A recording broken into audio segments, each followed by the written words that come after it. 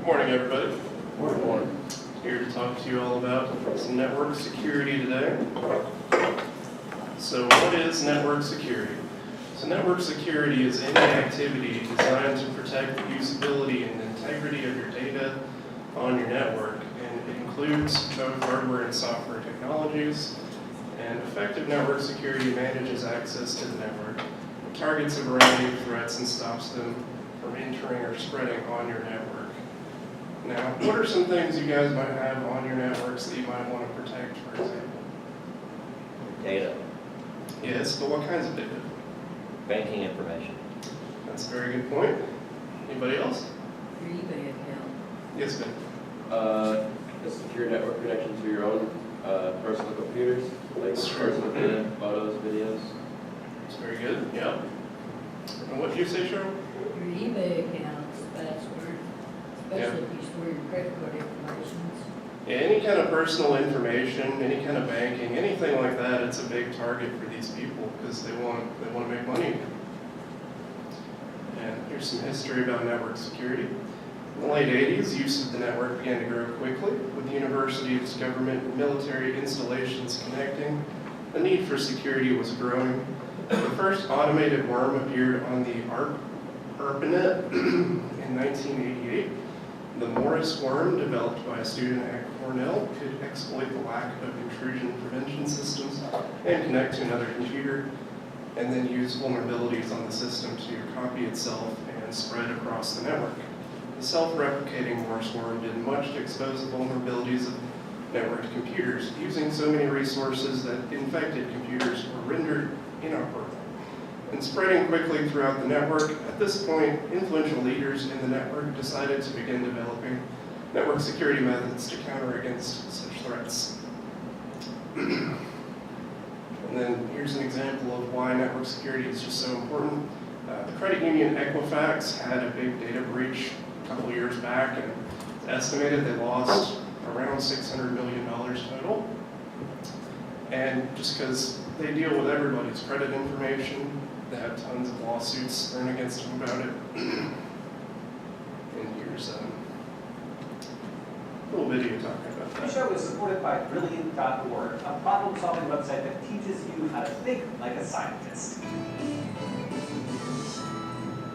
Another week, another news story about a massive data breach. But this time, the company involved is one of the ones in charge of monitoring your credit, and the hack appears to have involved some serious negligence on their part. Equifax is one of 3 big American credit agencies, which calculate the credit scores that determine how hard it is for you to do things like get a loan. You probably know by now that they were hacked, and the criminals managed to access private data like social security numbers and birth dates for 143 million consumers, including 209,000 people's credit card information. Credit agencies collect financial data on pretty much everyone in the U.S. with a credit history. Even if you've never paid for any of Equifax's services directly, if you are an adult in the United States, you're probably affected. And it turns out that the hackers got in by taking advantage of a vulnerability that Equifax had plenty of time to fix. So, oops, I guess. The Equifax website is built on software called Apache Struts, a widely used framework for creating programs that help companies manage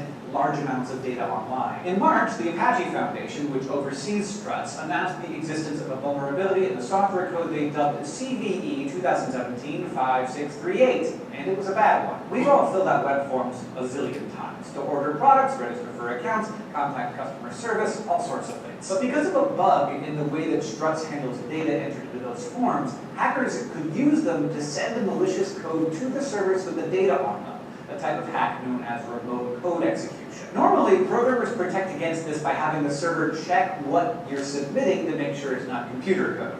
But with this vulnerability, hackers could trigger an error, which then made the server run the embedded commands while it was trying to figure out what the error was. That's a pretty serious bug, but the Apache Foundation released a fix for it at the same time they announced its existence. The fix could take a while because it's not as simple as downloading a software update for your phone. It requires individually updating and rebuilding every app that runs on the Struts platform, which could be dozens or hundreds for a single company. But the breach of Equifax's system using this vulnerability began in mid-May, 2 months after the vulnerability came to light. Why hadn't Equifax, a company that deals with literally everyone's data in the US, updated their system by then? Nobody knows. We may find out, though. More than 30 lawsuits have already been filed. The FBI and the FTC are investigating, and legislators are planning hearings, so there will be more information in the coming months. In the meantime, a couple weeks ago, Apache announced another Struts bug that makes it vulnerable to remote code execution, along with a patch for it. Here's hoping Equifax implements this one a little more quickly. If all this hacking news has got you down, you might be relieved. All right, so yeah, this credit bureau, they knew about this for months and they just didn't keep their system updated, so it's just a failure of due diligence on their part. It led to them losing hundreds of millions of dollars and a ton of people getting their information leaked. So that brings us to the fundamentals of network security, which, number one, just keep your systems patched and updated, because if they had done that, like I said, they knew about it for months. They could have prevented any of this from happening, potentially. And then you also want to use strong passwords with good complexity and, most importantly, length. And you don't want to use any common words or personal info, because any kind of quick dictionary attack will get that in seconds. Then you want to practice the principle of least privilege on your network as well, and don't give any users any more access to anything than they absolutely need to get their job done. You also want to disable inactive accounts. Say you fire a few of your employees because they were doing all sorts of bad stuff. Just make sure you disable their account. And you want to do all of these things in layers, because none of these is infallible on its own, and you're going to have to make sure that you have more than one method of protection on your network. I have a little video here explaining just different methods again. Hi, it's Brendan Howe here with your TDC Net Tech Tip, giving you tips and tricks on how to use technology more effectively. Today, I'm talking about network security. The reason being, network security is a big deal. And it's not just a big deal for big businesses anymore. It's really affecting small and mid-sized organizations. Especially over the last year, we've just seen a huge growth in the number of issues that are affecting small and medium-sized businesses. Best example of this has been CryptoLocker. Over the last year, tons and tons of businesses have been victimized through CryptoLocker. It's cost them millions of dollars in ransom fees, IT costs, legal costs, and disruption. And in a lot of cases, massive data loss as well. So it's a big issue, and it's an issue that you should be concerned about. And so it's not just big businesses anymore. As a small and medium-sized business, you should be looking at it and saying, there are things I can do. So what can you do? Let me tell you, the most important thing is that you need to approach it by having a multi-layered security approach. When I talk about multi-layered security approach, I'll give you an example of what I mean.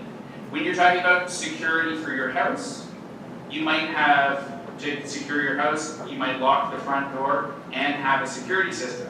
So if somebody breaks through your front door, the security system's going to go off and it's going to alert somebody that there's a security breach. Same sort of thing with your network security, although it's a little bit more complex and there's more levels than that. Here's what your multi-layered approach to security should look like. First of all, it starts with hosted anti-spam protection. Most security threats, a huge majority of security threats, come in the form of emails. They come in spam emails. So you want to be eliminating as many of those emails as possible so your users aren't prone to that risk. The next area is your firewall. This is your front door to your network. This is what allows people in and out, and you need to have a strong business-grade firewall that's managed, monitored, and maintained effectively. The third area is centralized antivirus and anti-spyware protection. All your computers, all of your tablets, mobile devices, that sort of thing, should have endpoint antivirus on them. This will ensure that if a virus or a piece of spyware gets on your network, there's a higher chance of it being detected. The next area that you should be looking at is software updates, security updates. So Microsoft and other software developers regularly find security holes in their software. When they find these security holes, they issue updates to the software to properly secure them. If you're not running those updates, your network is going to be at risk. The next area, passwords. We all know people that do silly things like they have welcome 99 as their password or 12345 or things like that. You need to have a complex password. Uppercase, lowercase, characters, make it hard to guess because there's hackers all over the place that have programs to guess passwords and get on your network and cause all sorts of pain to your business. The next area, 24/7 monitoring. You can't have proper security in place if it's not monitoring. It's like if you installed an alarm system, but nobody ever monitored it, it would be completely ineffective.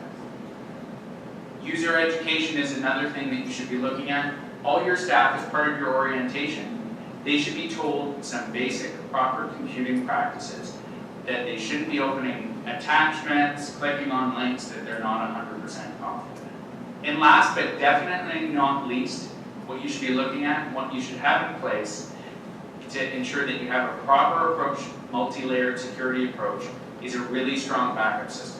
Because the difference between recovering slowly and recovering very fast from a security breach frequently is the effectiveness of your backup system. So there's the multi-layered approach to network security that you should be employing in your business. If you're not 100% confident in the approach that you're currently taking, give us a call. This is too important to just sit back and hope for the best. You need to make sure that your network is properly secure. Give us a call at 4. Alright, so yeah, again, just super important that you keep everything on your network secure, especially if you're working for an IT department in some big company, for example, because you can cost your company millions of dollars and you probably lose your job. Let's see. Anybody else have any questions or anything? No? Alright, well that concludes my presentation for today.